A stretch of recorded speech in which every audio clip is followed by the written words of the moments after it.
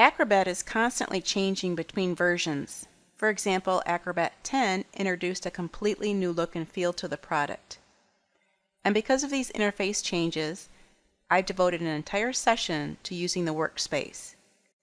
Now, there haven't been major changes in the interface in version 11, but there have been some updates that I thought it would be helpful to cover. In this session, we'll specifically review what has changed between Acrobat X and 11.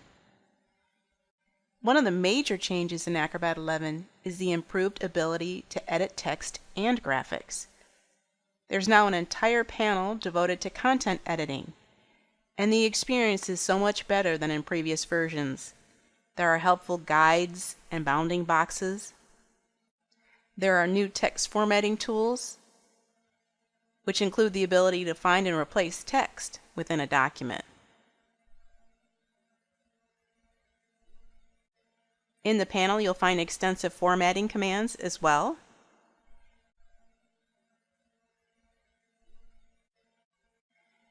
And for images, you can easily flip, rotate, or crop the graphics. There are also new commands to add new text or images. Now, if you need to perform a lot of editing on a presentation, you can now export a PDF to PowerPoint using the Pro version, and all the backgrounds, transitions, and bullet points are converted to these elements in PowerPoint for you. There are also several improvements with the Word, Excel, and HTML export. The conversion process preserves lists, table of contents elements, and provides improved recognition of tables and identification of paragraph styles. It's now possible to completely customize the tools that appear in the Quick Tools toolbar at the top and the entire Tools pane on the right-hand side. And if you use a device that supports touch gestures, you'll find Acrobat easier to work with using the new Touch mode.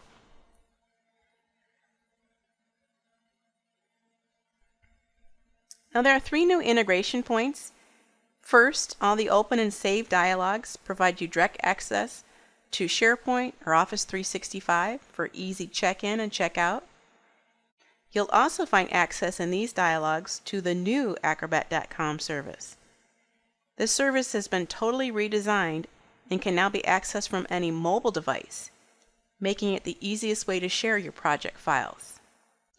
You log into the service using your Adobe ID, and from every open and save dialog, you get a quick peek at the actual service and where your files are stored. And the third new integration point is the ability to send PDF documents within Acrobat through any webmail application like Gmail or Yahoo. Now, a few of the tools have been completely redesigned, like the Combine Files dialog. Here, you'll find it much easier to build your documents by using the thumbnail preview and simple drag and drop techniques. You'll also find information on warnings and errors that might have occurred during the conversion process. Now, actions, which were introduced in version 10 and are only found in the Pro version of Acrobat, have been redesigned from a wizard-style experience to a right-hand panel experience. And if you created an action in Acrobat X, you'll be able to run it in version 11, but you can't modify them. You'll also find new pre-built actions that ship with Acrobat. One of these new ones will optimize your files for use on the web and mobile devices. And there's a new Make Accessible action that will walk you through the primary steps you need to ensure that your document's accessible for those individuals that use assistive devices. Now, other accessibility enhancements, again, if you use the professional version of Acrobat, underneath the accessibility panel in the professional version of Acrobat include reading order enhancements and a new interactive checker experience to apply fixes and gather information.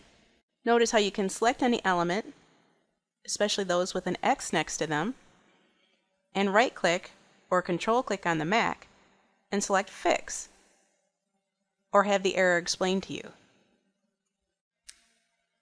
New in this version is an entire panel dedicated to signing documents, and this includes the new EchoSign service to automate the entire process of signing any document.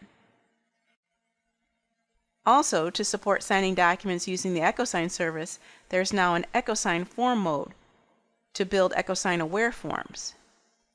And speaking of forms, the Forms Edit mode has been cleaned up a bit. You can now provide explicit sizing and positioning of fields. There's new quick keys, and it's much easier to set the tab order. In addition, a completely new lightweight form creation tool called the Form Central desktop app is bundled with the Pro version. You can also use the online version of Form Central to distribute and analyze your form data. Now, this new form creation tool is available on both Windows and Mac and replaces Lifecycle Designer, which was a Windows-only product. And another interesting change in the Forms area is that you can save form data using the free Adobe Reader version 11. And this wasn't even possible in previous versions of Reader.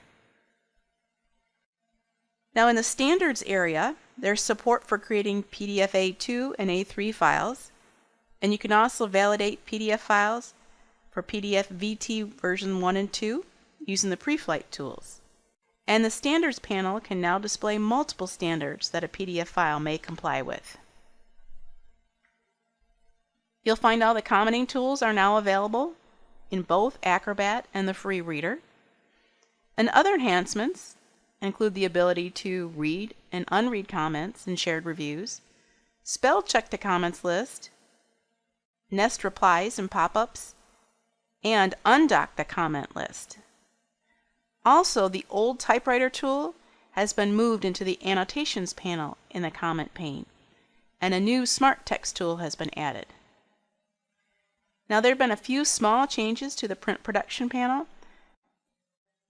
Specifically, the Output Preview and the Set Page Boxes command have been cleaned up. Notice also that this is where the Edit Object command is now located. So in closing, these are just the major changes found in Acrobat XI. There are many more smaller details which we'll be exploring during the following sessions.